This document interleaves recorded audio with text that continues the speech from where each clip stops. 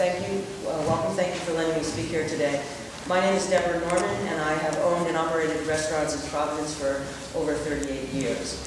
I am very proud of my two businesses that I have now, the Esquire Restaurant on Hope Street, and Ruby's, a little breakfast and lunch bistro in the Jewelry District. I'm here before you today because I believe it is time to raise the tip minimum wage in our state.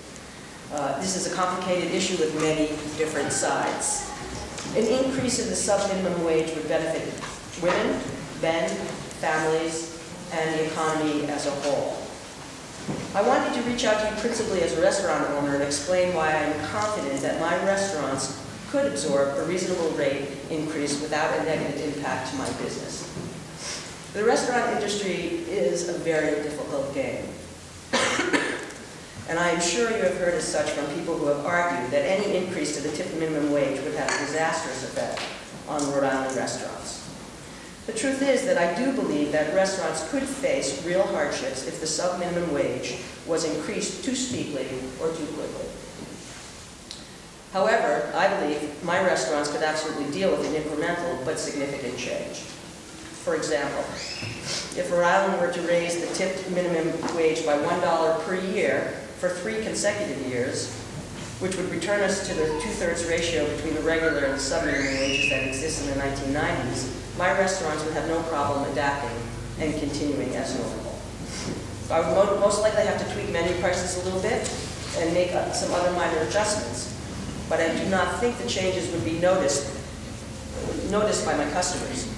The biggest difference, in my opinion, would be that, and the other thing is that if I knew that there was going to be an incremental raise every single year, I would have a whole year to be able to think about and implement any kinds of changes that I would have to make.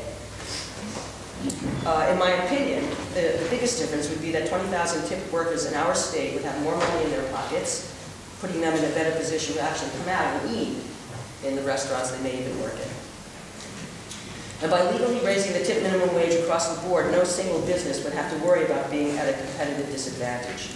This is significant to me, as my restaurants already have certain tip staff that we pay well above sub-minimum wage.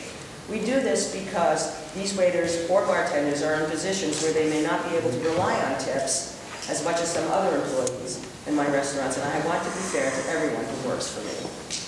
This, however, puts my restaurant at a disadvantage in doing right by my employees because I know competing restaurants might not act similarly. Raising the sub-minimum wage would provide an even playing field for us all. As a business owner, I also want to stress that the importance of being able to plan ahead. I would gladly endorse legislation that would, as I described above, increase the tip minimum wage by $1 each year for 3 years, because that gives me a time frame to calculate what sort of adjustments will be necessary and act accordingly. This would be far more preferable and easier than one large increase where every year we return to the same conversation.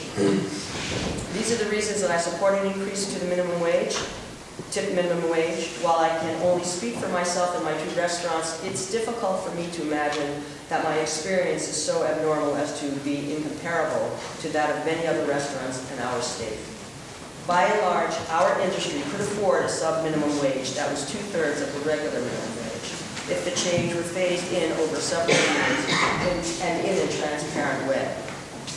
And I also want to say that although I'm not really speaking directly about my restaurants, because the price structures of my restaurants are such that everybody makes much more than the minimum wage, all of my tipped employees, but I'm really speaking in favor for those mom-and-pop restaurants, those small little places where a wait staff can be working for a 6 or an 8-hour shift and go home with $40 in their pocket.